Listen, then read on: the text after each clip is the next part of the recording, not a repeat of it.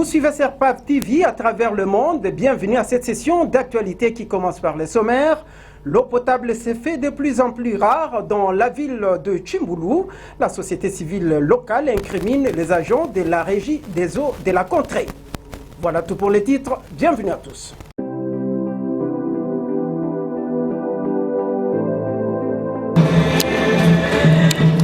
Je le disais tantôt, pénurie d'eau potable à Tchimboulou. La société civile de cette contrée pointe du doigt accusateur les agents de la régie des eaux d'être à la base de cette situation. Aldos Chitoko, leader de la société civile de la contrée, en parle dans ses propos recueillis par Jean-Pierre Kanyonga. Vous voyez vous-même que la régie des eaux ne nous fournit pas de l'eau.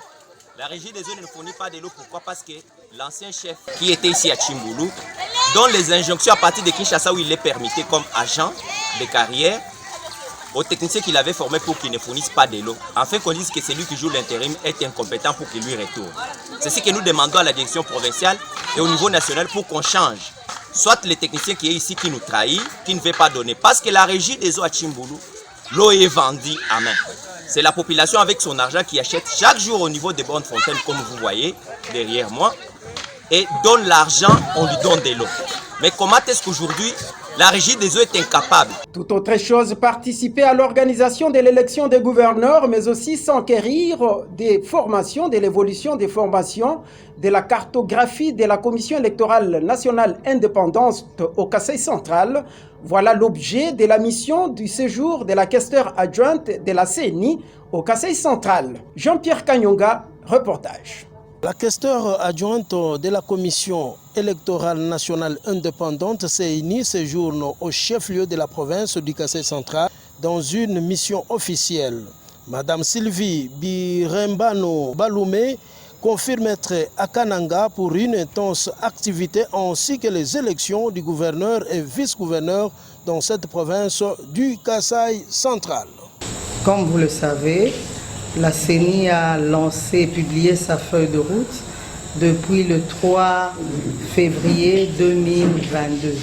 Et cette feuille de route reprend les différentes activités opérationnelles. Elle reprend la périodicité de sa mise en œuvre. Elle reprend les différents intervenants et elle reprend aussi les contraintes. Et si nous sommes ici dans la province de Kasaï central, c'est dans le cadre de la mise en œuvre de notre feuille de route. Nous avons lancé l'activité concernant l'actualisation des cartographies des sites opérationnels. Et cette activité va aider la CENI à pouvoir identifier les différents bureaux d'enrôlement, leur emplacement, et aussi voir dans quelle mesure faciliter l'accessibilité des requérants à ces bureaux d'enrôlement qui seront finalement transformés en bureaux de vote. Nous sommes venus nous rendre compte de l'état d'avancement des préparatifs des élections de gouverneurs et vice-gouverneurs. Changeons de cap, la mutualité de Babindi Bankoussou salue l'élection de John Kabeya à la tête de la province du Kasaï central, mais aussi celle du professeur André Mbatamangou à la première vice-présidence de l'Assemblée nationale de la République démocratique du Congo. Elle l'a manifesté à travers une caravane motorisée qui a chuté à l'Assemblée provinciale du Kasaï central. Suivez le président de cette mutualité. Les ressortissants du territoire de Dimbélingué, secteur de Lukibu, dans la province du Kasaï central, sous le haut patronage de l'honorable professeur d'honneur André Mbata Mangou, premier vice-président de l'Assemblée nationale, présentons toutes nos sincères félicitations et notre soutien indéfectible à son Excellence John Kabeya Shikai pour son élection au poste du gouverneur de la province du Kasaï central et son vice Martin Makitan Famba. Nous saisissons cette opportunité pour remercier le président de la République, Félix Antoine Tshisekedi Tshilombo, pour son engagement au développement de notre province en soutenant la candidature du professeur André Mbatamangu au poste de premier vice-président de l'Assemblée nationale.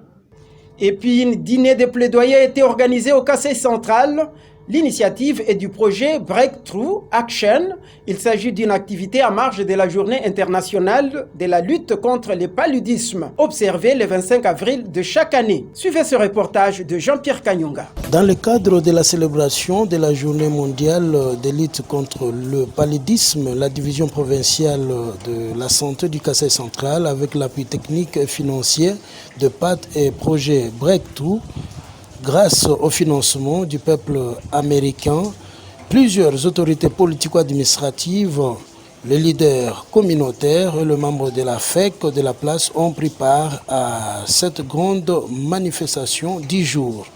Au cours de cette manifestation, un acte d'engagement a été signé pour accompagner la lutte contre le paludisme au Kasaï central. Pour sa part, le ministre provincial en charge de la santé, M. Félicien Tshisekedi Bouakale, a donné le sens du dit engagement en donnant des grandes lignes. L'objectif, c'est d'assurer l'implication et l'adhésion des autorités politico-administratives, des leaders communautaires, des religieux, des opérateurs du secteur privé et tous les autres influenceurs dans la lutte contre le paludisme dans notre province du Kasaï central. Le point 2, c'est le domaine d'engagement. Ici, il sera demandé de coucher là où vous trouvez que vous êtes capable d'accompagner la DPS. Identification et engagement de l'autorité, leaders religieux, leaders communautaires, influenceurs, opérateurs économiques, personnels, scientifiques. Alors, nous prierons déboucher, comme je l'avais dit, des cases qui correspondent à ce que vous êtes capable de faire. Appui technique aux actions communautaires, si vous êtes capable de déboucher. Appui technique à la division provinciale de la santé. Appui à la sensibilisation des membres de l'église, mosquée, synagogue. Appui financier. Vous pouvez coucher si vous pouvez mettre la DPS. De son côté, la chef de division provinciale du Kasaï central, Madame Dr Eugénie Misenga, a lu la revendication 10 jours. Le paludisme demeure une des pathologies principales tueuses dans la province du Kasaï central. Les femmes enceintes et les enfants de moins de 5 ans sont ceux qui payent les lourds fardeaux.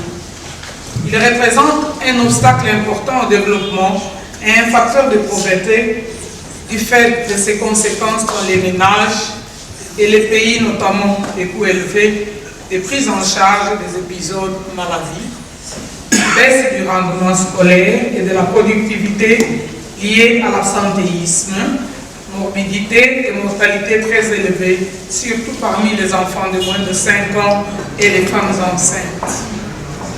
En République démocratique du Congo, notre pays, les estimations montrent que 97% de la population vit dans des milieux où le paludisme est endémique et les 3% restants sont à risque de paludisme épidémique. La province du Kasaï central fait partie des 10 provinces qui ont un tableau sombre. Les rapports sanitaires de la province en 2022 indiquent qu'il y a eu 1 382 119 cas de paludisme enregistrés, dont 135 374 paludismes graves, 1174 décès liés au paludisme, parmi lesquels 851 décès concernant les enfants de moins de 5 ans, soit 72%. Des enquêtes comportementales sur les paludismes réalisées en 2021 par Breakthrough Action ont révélé que seulement 40% des femmes enceintes ont reçu 3 doses de la sulfaniloxypyrimétamine dans le cadre du traitement préventif intermittent et que 50% d'enfants de 0 à 5 ans présentant la fièvre ont fréquenté une formation sanitaire, bénéficié du diagnostic du paludisme et ont reçu un traitement approprié. Il s'observe aussi sur terrain la méconnaissance du calendrier des consultations prénatales, l'existence de pesanteurs socioculturels qui empêchent les visites de consultations prénatales. Il est déplorable de constater que la province connaît une contre-performance sur l'accessibilité et l'utilisation de moustiquaires imprégnés d'insecticides à longue durée d'action. En plus, les enquêtes comportementales ont révélé des défis de rupture récurrents de stock pour les commodités de la lutte contre le paludisme, ainsi la qualité de données impactée par l'utilisation de plusieurs outils de collecte. Des barrières économiques et financières ne favorisent pas l'effectivité de la lutte contre le paludisme. Quel est alors l'objectif de cette note de plaidoyer? Le principal objectif poursuivi consiste à assurer l'implication et l'adhésion des autorités politico-administratives, leaders communautaires, les opérateurs du secteur privé et tous les autres influenceurs dans la lutte contre le paludisme dans la province du Kasaï central. Et voilà, c'est la fin de cette session d'actualité sur votre télévision. Merci sincèrement de l'avoir suivi et à la prochaine. Jolie, Kevin est malade. Hein? Il a une forte fièvre. Mon enfant, quoi encore? Kevin. Chérie, faisons ce que maman Yvonne m'a toujours dit. Maman Yvonne? La voisine? Oui, et l'agent de santé. Ah oui. Elle me dit qu'il faut toujours amener l'enfant au centre de santé le plus proche quand elle fait la fièvre. Ça pourrait être la malaria. Ah oui. Dans ce cas, amenons immédiatement notre enfant au centre de santé du coin. Hein? Dépêchons. Je ne veux pas que Kevin manque son école. Si votre enfant, quel que soit son âge, a de la fièvre, amenez-le directement et immédiatement au centre de santé ou au site de soins communautaires le plus proche où l'infirmier s'occupera de lui. Viva! Famille en bonne santé, famille épanouie. Ceci est un message du PNLP en collaboration avec l'USAID à travers le projet Breakthrough Action.